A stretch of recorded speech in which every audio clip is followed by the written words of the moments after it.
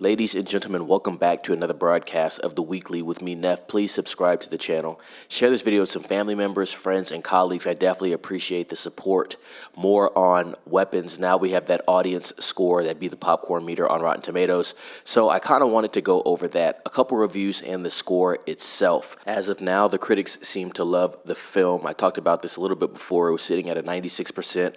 Still continues to sit at a 96% on that tomato meter with over 194 reviews. It did open to 100 and was sitting there for a while, but obviously, as we talk about the more reviews that flood in, you're going to see some fluctuations there. The popcorn meter, though, sits at a 90% with over 500 verified ratings, and that is pretty good for weapons, and so not too much of a deviation there, to be honest. Looks like you could say between an A- and an A, and so this is good news for the movie. Let's read into what some of the people think about this film. Try to keep the spoilers down to a minimum. This from Chris H., who gives it about a 4.5 out of 5 stars.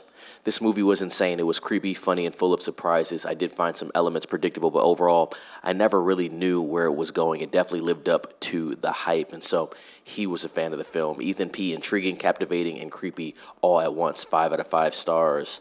Mike B., very cool movie, slow at first to set things up, but when it picks up, it pays off great. 5 out of 5 stars. Veronica, needed more history on a character. Worth the watch, though. 4.5 out of 5 stars.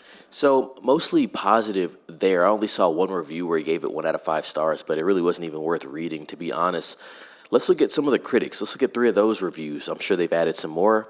From Bilge Abri, hopefully I didn't butcher that name, top critic from New York Magazine / Vulture. He says Cregger stays true to the glancing, elliptical nature of his narrative. Doesn't give it a score, but he gives it a fresh tomato. This is a 3 out of 5, so pretty tame from Danny Lay, Financial Times, and a financial platform is chiming in.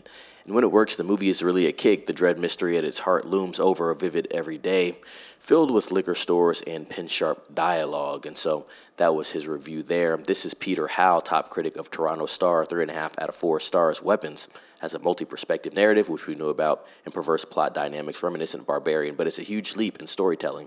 It's also one of the year's best horror movies. What a terrific ensemble cast, and so we knew the cast would definitely be great. Let's see what IMDb has to say about Weapons. Let's see what we have here, ladies and gents. So IMDb has Weapons currently sitting at a score of 8 out of 10. So pretty solid score there. IMDb usually a little harder on movies as well, kind of like Metacritic. So to give this movie an 8 out of 10, I think over 6,700 reviews is pretty solid work, ladies and gents. And yeah, can't wait to watch this film. I'll definitely have my review up for it, so please be looking out for that this weekend. I want to hear your thoughts on it if you have seen the film. Try to keep it spoiler-free in the comments if you could, but I definitely want to hear your thoughts. Maybe a score or two, so we could talk about that down below. But let me know what you think about this article. Like this video. Let me know if you're going to be watching Weapons this weekend. Share this video, please. I appreciate that. Ring the bell for notifications after you subscribe to the channel, and be safe. It's Neff signing off.